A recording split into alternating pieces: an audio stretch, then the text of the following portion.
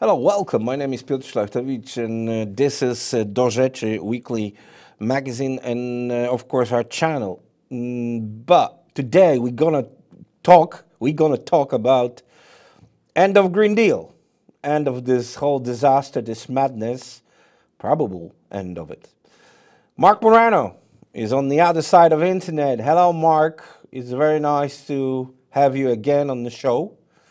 Thank you. Happy to be here. Mark Morano is a person who fights against this madness.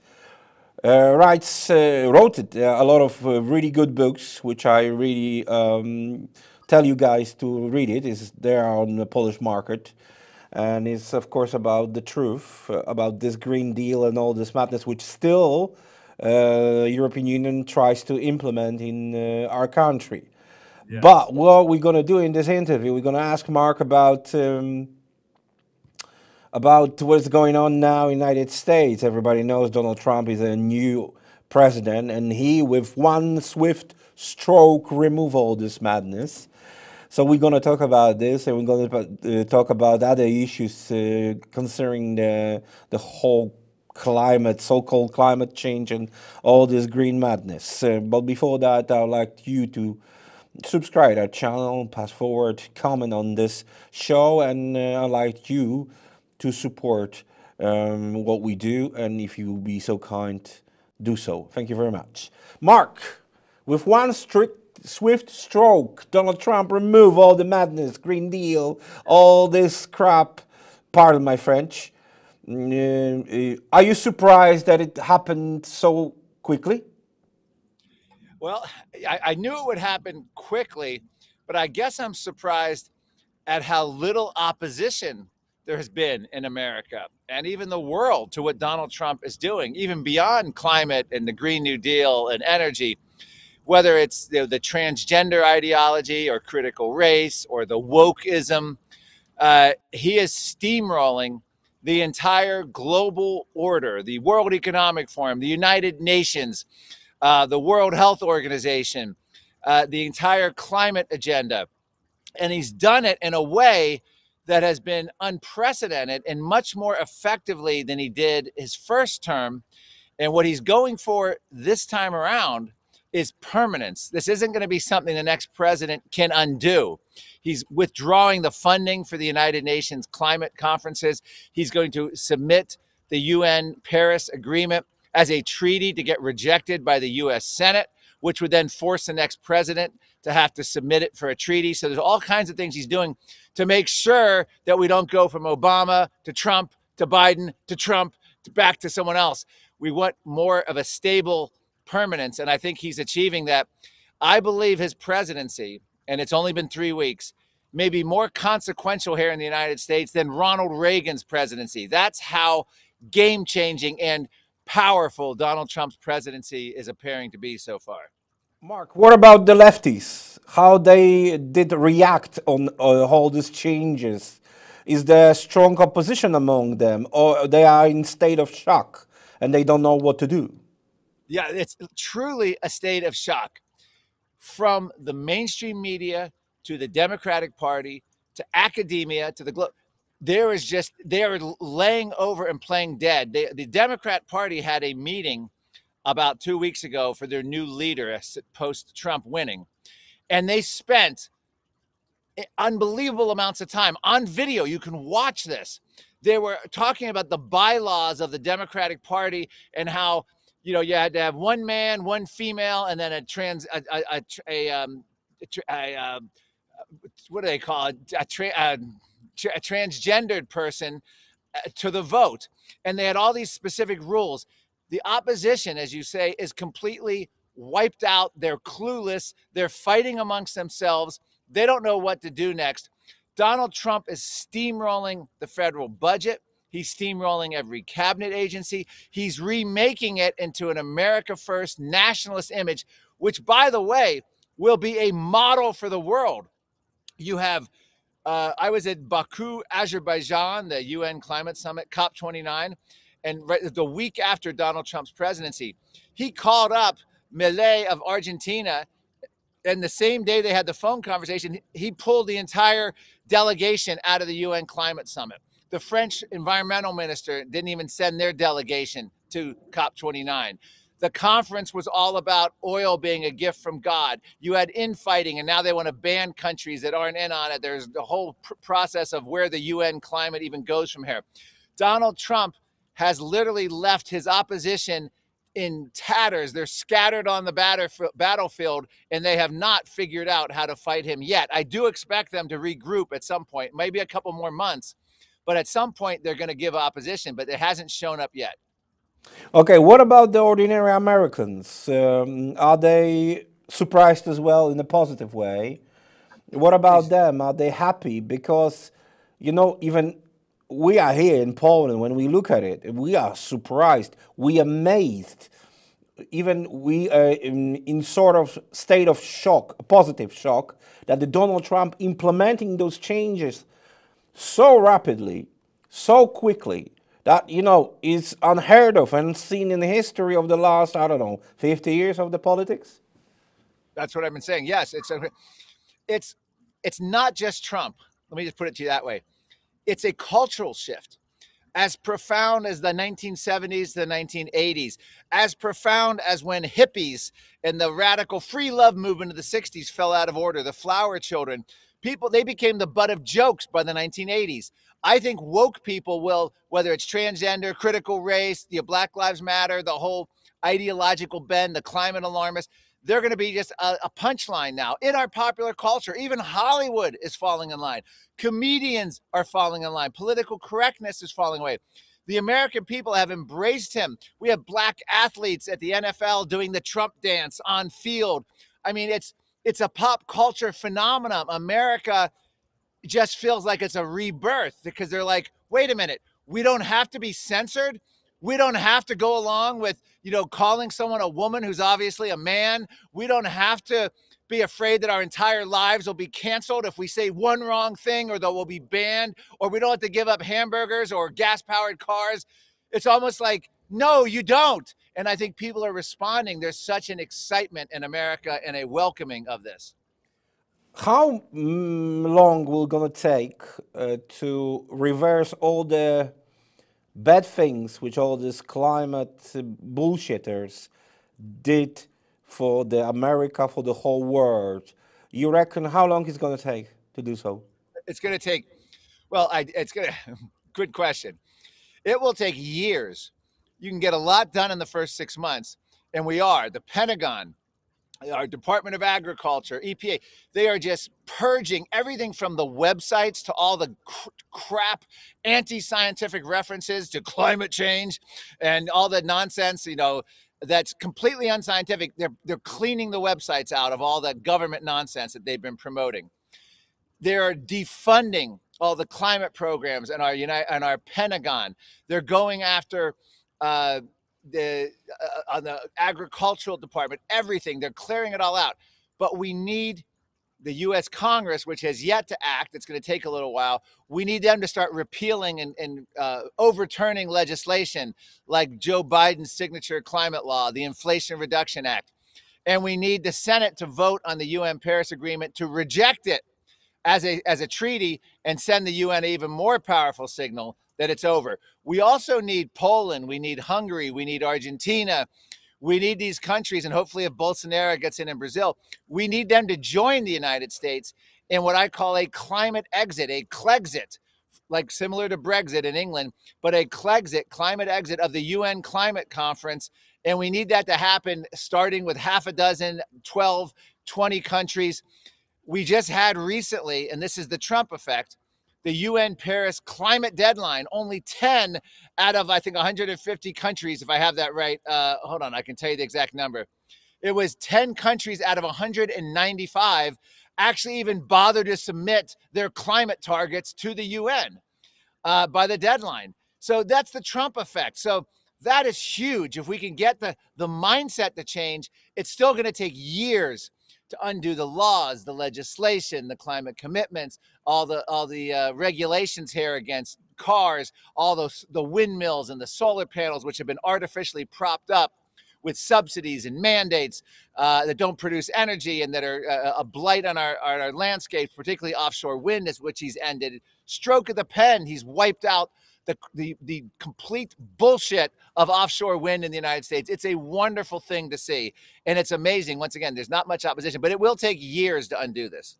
Yeah, the problem is, for example, from the European Parliament and the European Union point of view, the European Commission, these people, these climate maniacs, they are not stopping. I mean, they still, despite the fact your work or many others who scientifically proved that this is all absolutely madness, it's got nothing to do with reality, they're still pushing this agenda. Do you think that Trump, with his politics, American politics, can stop this? Yes, I think it'll help accelerate it. What's going to happen, it'll help accelerate the end of it. Once the U.S. is pulled out, remember, this isn't 2016. When Trump first came in, his first term, we had just signed the UN Paris Agreement. Everyone was all gung-ho. The world was looking at Donald Trump as a kidney stone that they had to pass through their system, right? And he would be gone. Don't worry about him. 8 years later, Poland, all of Europe, the European Union with the vote last summer against the Green Deal, they had to temporarily halt it. The farmers' protest by the Netherlands, by all the farmers throwing cow manure on Brussels headquarters, which is a great use of cow manure. What's happened is they now see the United States pulling out of these climate commitments. Why would Europe start committing 8 years in when they know they've been lied to about solar and wind being cheaper and replacing fossil fuels? We know EV sales have tanked. We know people want gas-powered cars. There's no way the European Union can hold this together. They're not going to be able to keep the climate con and the charade or the absurdity, the fraud going when the United States is saying bye-bye. And that is what I think is Donald Trump's biggest impact will be on the rest of the world. No one's going to go along with it, especially when China and India are laughing at him and Europe is facing skyrocketing energy shortages, trying to do meat rationing. We have to meet net zero. Let's start killing, agriculture. Let's eat bugs. Fuck them. That's what I say. You can bleep that out. Sorry, I don't think this is live. But I think that's the message that Donald Trump's sending. And let's hope that spreads throughout Europe. Yeah, but the thing is, don't worry about the F word. Okay. It's not alive. We're recording it, but Okay, I'm going to release it anyway because that's the perfect word to describe it. How to have to deal with this maniacs. But the thing is, the way I look at it, Donald Trump, in sense of this climate policies, has enemies like on his own yard in the United States, like all these billionaires. For example, this absurdity of climate-inspired cow fart vaccine. Yes, what is this, mate? Bill Gates. I'm talking about. Yes, Bill Gates, Jeff Bezos. This is what the billionaires of the world deem necessary for the rest of us. Agriculture, which has been around for thousands of years. Suddenly in the year 2025, we can't have it because we have a climate emergency. We have to give cows some weird vaccine. I never took the COVID vaccine, and I'm not a doctor, and I would tell all your listeners, don't ever take the COVID vaccine. Don't trust Bill Gates vaccines. That's my unsolicited medical advice.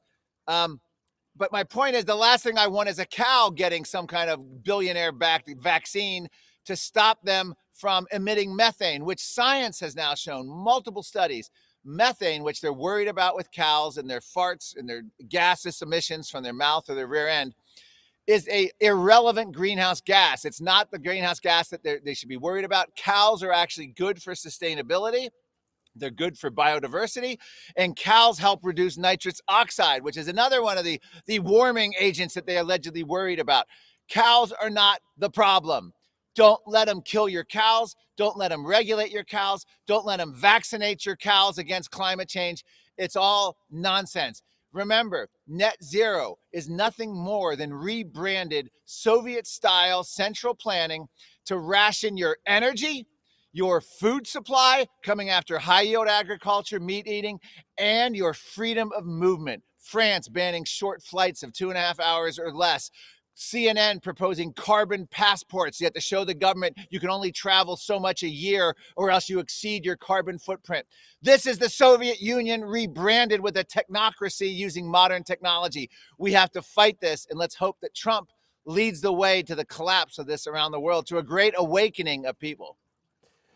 Do you expect a huge change in sense of all these companies, all these pharmaceutical companies, in the light of that the new Secretary of Health will be Mr. Kennedy? Yes. He has been approved. So do you expect any changes in this matter? I do. I hope so. I mean, he is probably my favorite. RFK Jr. is, without a doubt, by far, the best cabinet pick that Donald Trump has chosen.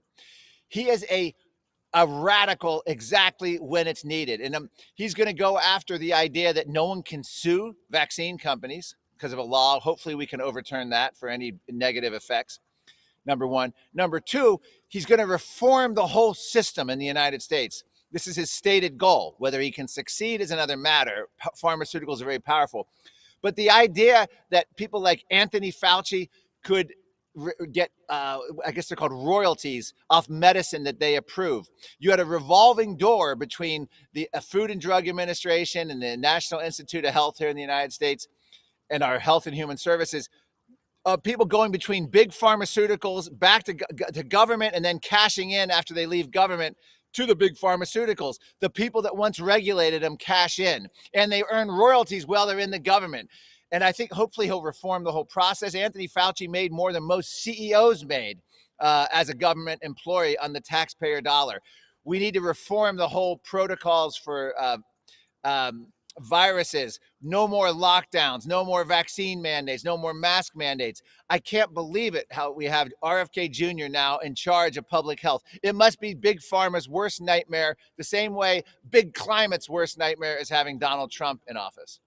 All right, I was asking you about what the lefties are behaving now and how they reacted on the whole changes. But what about these billionaires, which we mentioned, Mr. Bezos, Mr.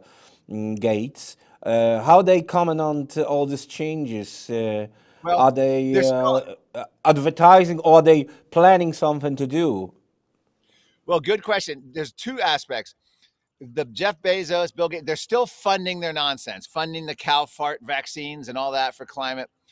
But they're also rolling over to an extent. Jeff Bezos pulling money from the Bezos Earth Fund, which is a climate fund.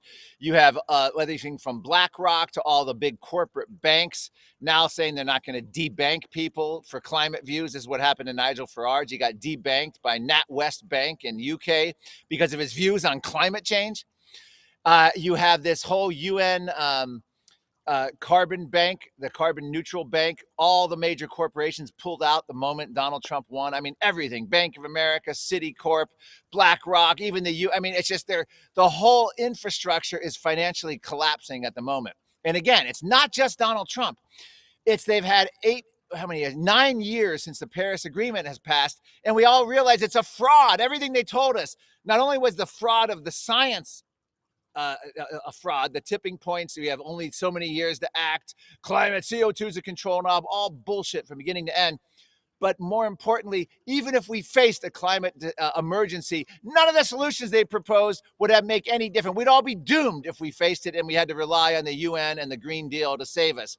So what's happened is the public has turned against it. The government leaders have reality now, and Donald Trump is nudging them. So that's what's amazing. And the billionaires want to stay billionaires and they want to keep making money. So they'll just do their little shifts and adjustment. Even the World Economic Forum, the hotbed of billionaires, they announced the opening session that Trump spoke at last month in January that Donald Trump has won. He won decisively. He's in charge now. And they were sort of like, there's not much we can do at the moment. They will regroup. So I just want to keep saying that this is a honeymoon phase, if you will. But I expect within 3 to 6 months there to be serious opposition, and some of those billionaires will be organizing and funding it. Okay, I always wanted to ask you this question in terms of green energy. No, in terms of all energy. just forget about this madness for a moment. Sure. What is the best kind of way to get the energy for the human being? If you could just describe for us.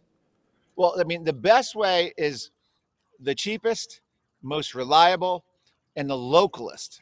So you don't have to ship it around the world. Coal, actually, every coal plant built today globally is, I can't remember, like 90% cleaner than a coal plant built 50 years ago. They've come a long way. And it's the most national security strategic for any country. If you have coal in your country, you don't have to rely on exports, on trade and negotiation. You have it right there in plentiful supply, and you can burn it.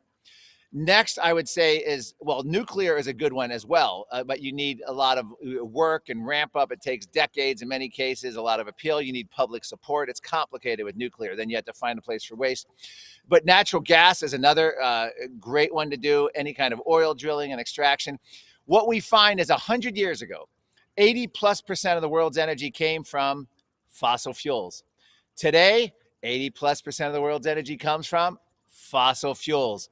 The whole idea of a transition, it's easier to transition your gender than it is your energy supply.